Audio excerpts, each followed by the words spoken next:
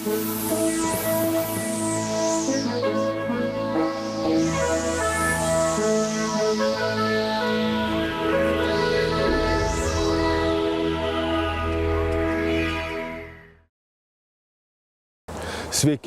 Pagaliau galime džiaugtis maloniais vasaros orais.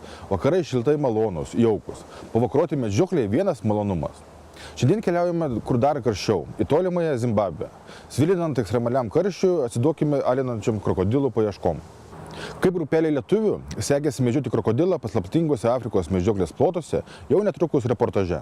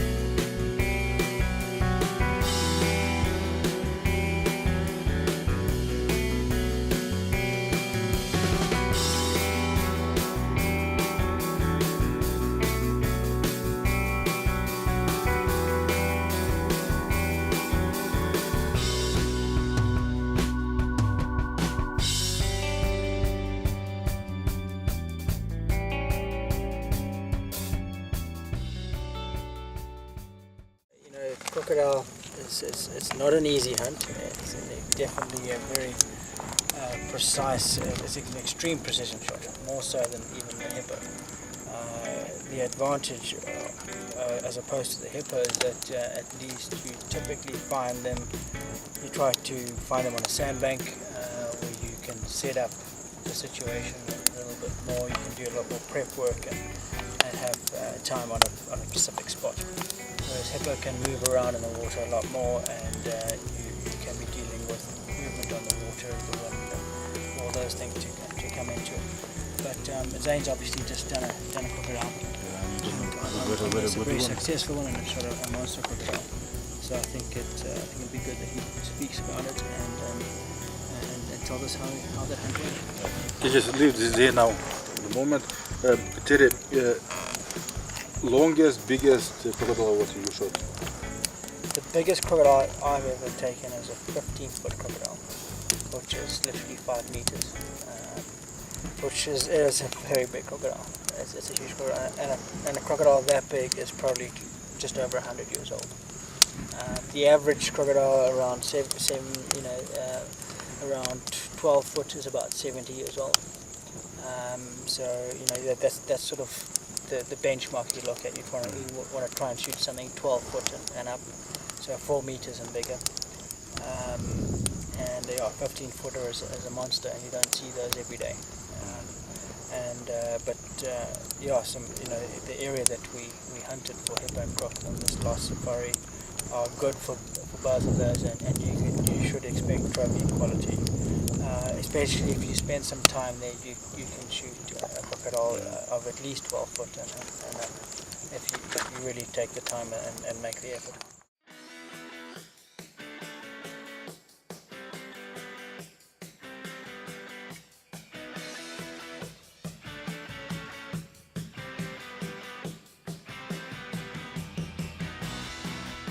First of all, it's not the best time of the year to hunt crocodiles. October is the hottest period we have here, and being a cold-blooded animal, they weren't coming out of the water like they usually do. It was actually the temperatures were so hot that for them to thermoregulate and raise their body temperatures, they didn't have to really come out of the water this time of the year. By just going into the shallow water, that shallow water was hot enough for them to gain the thermoregulation that they needed. So it was challenging the first few days. We saw an incredible amount of crocodiles, especially the spot that we concentrated on. We knew that there was a high density of crocodiles there, and Steve and Talmadge have taken a lot of good crocodiles there in the past, so that's why we concentrated on that area. So yeah, very frustrating, lots of crocodiles. I mean, we're seeing 20 to 35 crocodiles every day, and a lot of good ones, but in the distance swimming across the bays. We tried hiring local villagers with their small boats to take us to different vantage points, and just maybe there was a croc that we didn't see the previous day, and we tried different angles and different places, and yeah, after 3 or 4 days our hard work paid off, and we late afternoon we noticed that the best on this trip, because of the conditions, the best time period was between 2 and 5 o'clock in the afternoon. The morning, most of the crocodiles were still committed to the water. So we noticed from 2 to 5 o'clock there were more crocs. Not all of them, but more crocs were coming out of the water. And on day 3 or 4, I forget now, we had set up in the one point where there was a good basking site, a sandbank in a bay, and we were watching some crocs, small crocs were coming out. I noticed what looked to be a good-sized crocodile coming from about 400 yards away, and instructed Romas to sit down, and we sat down in the grass because it looked like it was coming with a bit of intention, so I was hoping it was coming across before that basking site. So we sat down and we waited for a while, and in the meantime I had my trackers and the game scout go to another vantage point with a boat. They went across the bay. They were about almost a kilometer from us, looking for other crocodiles, and they phoned me and they said, it looks like there's a big croc coming towards you. And when they explained to me, I looked, and it was actually a second big croc. So I had 2 crocs coming towards us to the bay. So I was, my hopes picked up. Things were looking good. But in the meantime, in the other basking point where crocs had been pulling out in the distance, about 400 yards behind me, I saw what looked to be a good croc. So I left Romas and I snuck out and I ran, a few hundred yards back behind us, and I had a look at that croc, and it didn't turn out to be anything that interested me. I was hoping by the time I got back to Romas that one of the 2 crocs would have pulled out, but nothing had actually pulled out. There were 2 small crocs lying on the sandbank, and I couldn't locate those 2 big crocs in the water. They had submerged. So your hopes started to drop a little bit. Eventually I picked out the top of one's head next to the basking site, but I could only see half the head, so it was difficult to gauge what sort of size it was. After about 5 or 10 minutes, the second big one that the guys phoned me about popped up, and it was still about 100 yards away, so it was still out in open water. So I really didn't think it was going to come out that day. Blatantly walked out onto the sandbank and plopped itself down, and you could see Romas was like pointing at it, and he looked at me and he was like, and I was like, yeah, it looks to be a good croc. So we made our way around, got our equipment ready, and yeah, long story short, I got him to about 100 yards, and he asked if we could get a bit closer, because like Terry was saying, it's a very precision shot. The brain is the more difficult of the shots. We prefer to take the neck shot. With the croc, you cannot take the heart-lung shot. That's not an option, because unlike the hippo, after a few hours, the gases in its stomach from eating vegetation ferments, and the gases expand and it bloats up and it floats. A crocodile doesn't do that. He'll float, but by the time he floats, he's going to be rotten in a few days' time. So you have to make a very precision shot, and at the first point that I got Romas to, he wasn't comfortable enough to make a good shot. He asked if we could get closer, so we had to pull out and work our way around, and it was a difficult stalk because we were going through quite a lot of brush and grass and that, so it was quite noisy. which I was concerned about. And just as we were getting near to where we were going to make the shot, I managed to look around the little point on our right, and that other big croc had actually pulled out, and it was also lying out the water. And it looked to be about the same size as the crocodile we shot, so it was a bit of indecision as to which crocodile we should commit to or make an approach on. But after looking to where we would be able to shoot from for the second crocodile, I decided that this crocodile, I managed to get a look around the point, and I saw that crocodile that was lying in the water had actually now pulled out, and it looked to be about the same size as the crocodile we were making an approach on, also a very nice crocodile. So there was a little bit of indecision in the group as to which crocodile was better. This one was closer and it was an easier shot, and after looking where we would be able to get a shot at the second crocodile, it looked like it was a more difficult situation, and I was scared of trying to pull out to make an approach on the second croc, and maybe both crocs would enter the water. So I put the question to Romas, and he just decided, he's like, you know, this one, if anything, it might be a little bit smaller than the other one, but it's an easier opportunity. It's right here. I think we should take this one. So I got him to 74 yards. I had him on a tripod with a double gun rest, so his gun was completely stationary. And yeah, he was lucky. The crocodile was sleeping. We were quiet getting in there, so it didn't know we were there. I could see through my binoculars, its eyes were closed. It was almost perfectly broadside, maybe quartering us slightly towards us. Took my time, explained to him where to make the shot. When he was completely 100% comfortable, the gun was steady, he knew where to make the shot.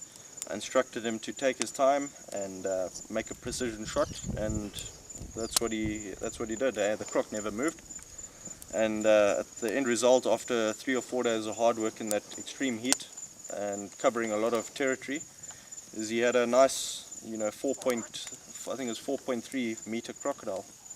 4.35, I think. Yeah, something like that. I mean, it's probably a 80 something year old animal. Easy.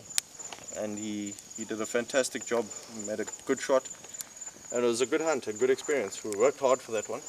There's a rough guideline that you can use when you're in the field, is the distance between the eyes of a crocodile to the nostrils in inches correlates to what it possibly could be in feet. However, the particular person has worked it out, and you just try and carry it over to that particular crocodile.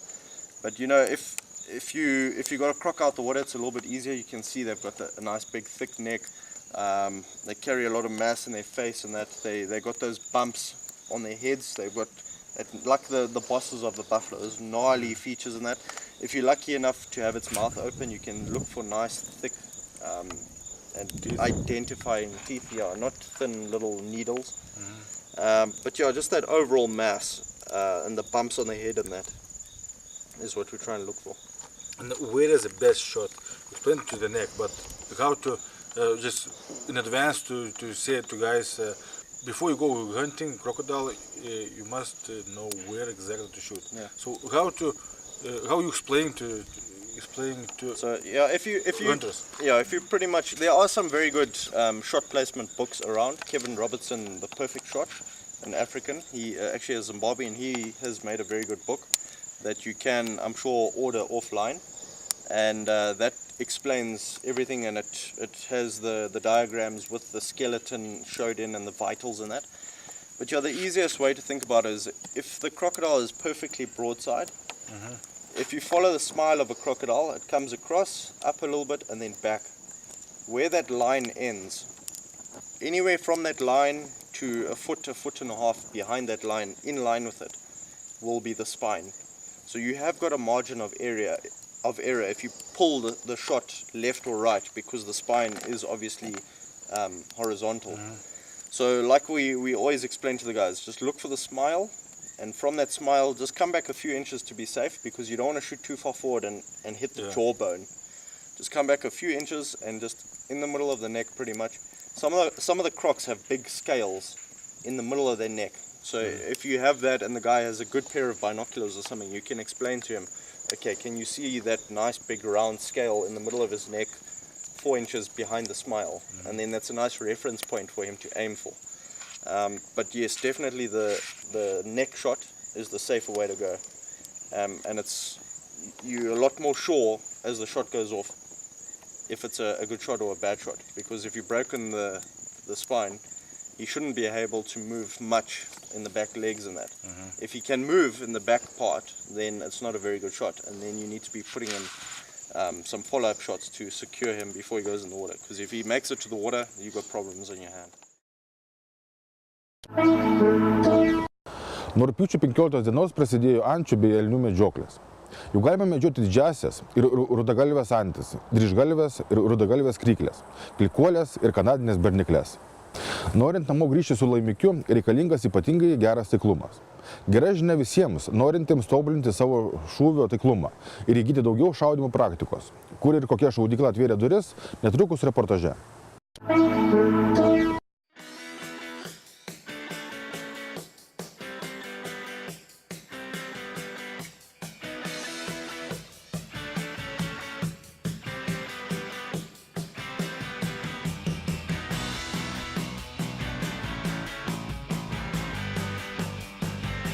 Tai Audriau, kaip, ar čia savo iniciatyva kyla mintis, ar bendrai, kaip šaudyt mėgsti, ar tas įstatymas privertė? Ir įstatymas, aišku, tekdavo nusižengti, kadangi visą laiką atsiranda problemų su ginklo prišaudimu tiek man, tiek kolegoms. Ir visą laiką tekdavo taip kažkaip pusiau legaliai elgti, žinai. Galbūt čia taip galima, galbūt čia taip negalima. Ir galvojau, velnias, kiek čia galima taip daryti, žinai. Tai pasisekė čia tokį, nusipirkti sklypelį ir buvo palankios sąlygos. Rengiamo tokią šaudyklėlę, žinai. Tai čia viena karjeras buvo? Čia buvo jo karjeras, bet jis rekruotas ir uždarytas.